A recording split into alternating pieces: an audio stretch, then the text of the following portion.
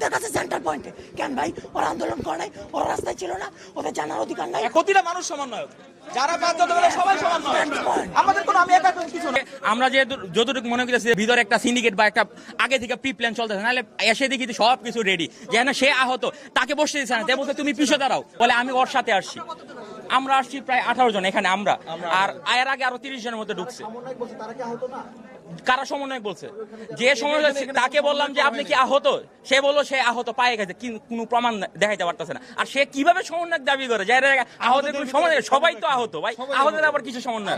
আমাদের এখানে কোনো সমন্বয় নেই। গভর্নমেন্ট এখানে কেন ফোকাস করতেছে না?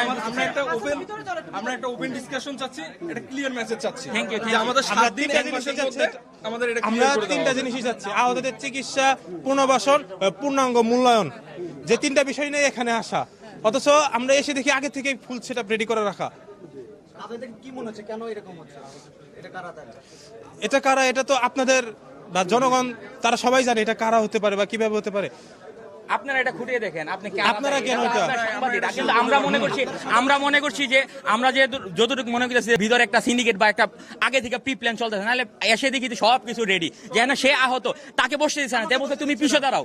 কেন পিছিয়ে দাঁড়াবে? কেন যে জায়গায় সুস্থ যে একজন দাঁড়ায় আছে আর সব বসে আছে, সে বলতেছে পিছিয়ে দাঁড়াও। এটা তো হয় না। 2টা থেকে 4টা পর্যন্ত, 4:30 পর্যন্ত রাস্তার মধ্যে বসেছিল, খাইতে পর্যন্ত পারে নাই। শরীরের কন্ডিশন এখন পর্যন্ত খায় নাই। ওদের কাছে সেন্টার পয়েন্টে কেন ভাই ওরা আন্দোলন করে নাই, ওরা রাস্তায় ছিল না, ওদের জানার অধিকার নাই। এখন বিষয়টা এমন হচ্ছে যে তারা না, ওরা থাকুক আর না থাকুক, আমি আমাদের আলোচনা করবো। এখন ওদের বিষয়টা হচ্ছে, আমি বলছি